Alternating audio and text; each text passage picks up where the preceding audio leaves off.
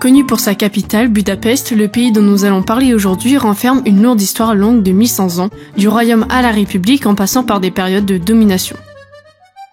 En bref, ce que vous apprendrez dans cette vidéo ne vous laissera sûrement pas de marbre.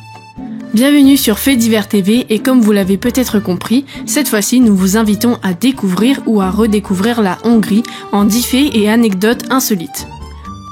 Mais avant de commencer la vidéo, et si vous preniez le temps de laisser un j'aime sur celle-ci, et pourquoi pas vous abonner à notre chaîne Faits Divers TV, ça prend 2 secondes et c'est ce qui nous permet de savoir si notre contenu vous plaît. D'ailleurs, nous lisons tous les commentaires, donc si vous avez une idée de vidéo en tête, n'hésitez pas à nous le dire dans cet espace, et qui sait, votre thème fera peut-être l'objet d'une vidéo future. Maintenant que tout cela est dit, commençons avec le premier fait sur la Hongrie.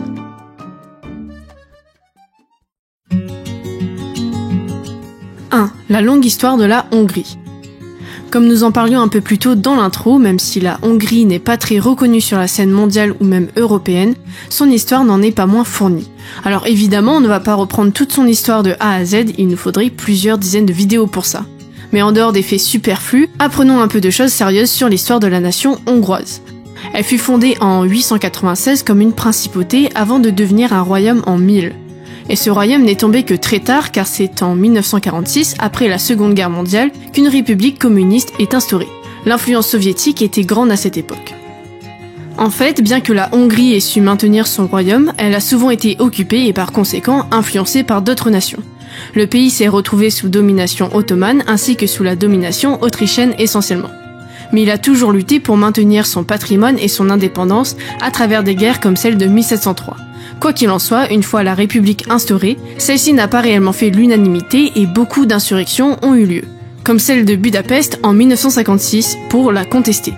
De nos jours, la Hongrie est une république démocratique. 2. Le Rubik's Cube. Après un premier point assez chargé en histoire, et si on se changeait un peu les idées en se cassant la tête d'une manière plus terre-à-terre avec un Rubik's Cube. Mais pourquoi, nous demanderez-vous ? La raison est toute simple. Loin d'être une invention américaine comme certains d'entre vous pourraient le croire, le Rubik's Cube est bel et bien hongrois. Son inventeur Erno Rubik a d'ailleurs vu son nom devenir très célèbre pour une invention qu'il ne prévoyait absolument pas au départ. Cet homme ne comptait pas créer un casse-tête qui devienne aussi populaire que le Rubik's Cube, loin de là.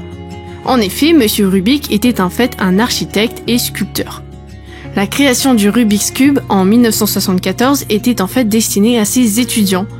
Le but était de comprendre le mécanisme et la manière dont fonctionnait le cube coloré. Mais cette création a très vite eu un grand succès, si bien que tout le monde la connaît aujourd'hui. 3. Des grands bâtiments. La Hongrie est un pays tout de même assez petit car sa superficie vaut 93 000 km². Pour vous faire une comparaison, la France, elle, a une superficie de 632 000 km², soit près de 7 fois la Hongrie. Et peut-être que le pays est petit, mais leurs bâtiments sont loin de l'être, et c'est le moins qu'on puisse dire quand on voit le nombre de records de taille détenus par les Hongrois. C'est donc là-bas que se trouve la plus grande synagogue d'Europe, le plus grand bain médicinal d'Europe et la 3e plus grande église d'Europe. Mais ça, c'est que pour les records européens comme son nom l'indique. Sinon, la Hongrie est également fière de sa seconde plus grande abbaye territoriale du monde, c'est-à-dire une abbaye qui a son propre fonctionnement juridique autonome. Enfin, le second plus grand château baroque du monde se trouve à Gödöllő depuis le XVIIIe siècle. 4. La mythologie hongroise. Saviez-vous que la mythologie hongroise représente un univers extrêmement varié et propre à son peuple ? Car évidemment, qui dit longue histoire dit mythe ancien. Et cette nation ne déroge pas à la règle car la mythologie magyare, c'est-à-dire hongroise, est dotée de plein de symboles historiques de son pays. Elle regorge de dieux comme de créatures ou de héros. Le touroul, par exemple, est l'oiseau mythologique le plus important des Hongrois. Cette espèce, qui s'apparente à un mélange d'aigle et de faucon, représente la puissance ainsi que la volonté de Dieu. Selon les croyances des années 900, c'est cet oiseau qui a montré le chemin à emprunter aux tribus hongroises lors de la conquête de leur territoire. Ces dernières le suivirent et cela les a menés à s'installer dans la plaine de Pannonie. Il n'est donc pas étonnant de voir un symbole tel que celui-ci en Hongrie. Bien d'autres histoires de ce style sont à l'origine des créatures de la mythologie magyare, mais malheureusement, une partie conséquente de la mythologie a été perdue après que le royaume soit devenu chrétien au début de l'an 1000. 5. Danse traditionnelle. Nous voici à la moitié de cette liste et parlons du folklore et de l'art hongrois, et plus précisément de danse. Le Csárdás est une danse de couple qu'on retrouve dans absolument toutes les régions où vivent des Hongrois, comme la Roumanie, l'Autriche ou encore la Slovaquie. Il s'agit d'une danse traditionnelle en 2 ou 4 temps du pays. Son nom tient des origines du terme hongrois csárda, qui signifie auberge.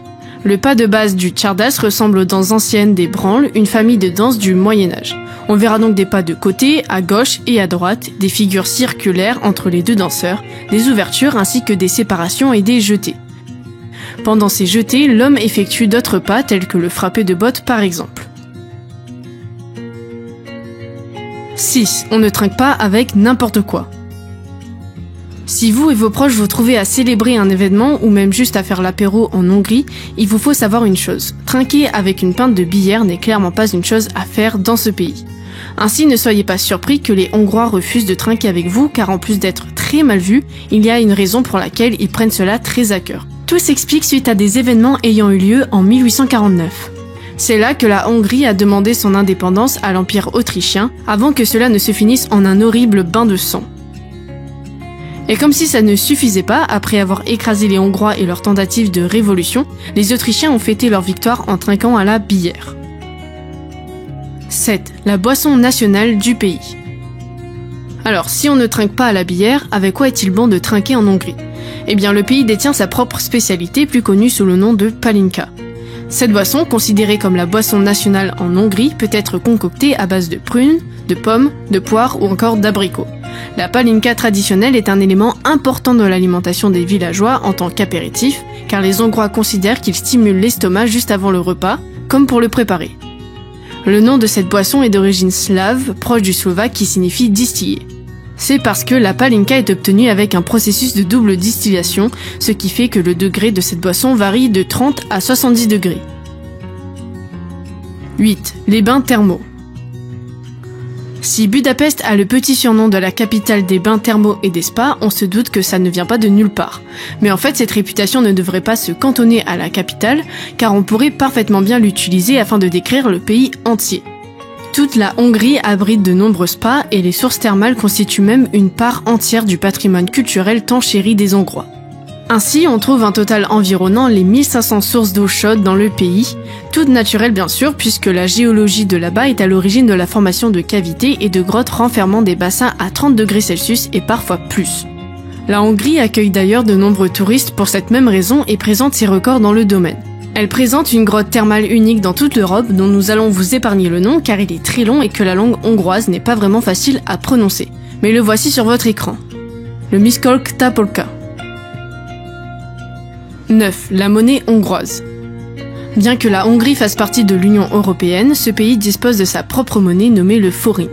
Elle tient ses origines de ce qu'on appelait le florin, issu de pièces en or frappées à Florence au XIIIe siècle. Le nom de cette ancienne monnaie nous provient du latin et signifie fleur de lys qui est le symbole de Florence. Ces mêmes pièces ont été utilisées comme exemple pour frapper les futures monnaies nationales, dont celle hongroise. La devise du forint a donc été adoptée le 1er août 1946. Un forint vaut 0,0029 €. C'est peut-être plus parlant dans l'autre sens, 1 euro équivaut à peu près 345 forints. 10. Le numéro 96.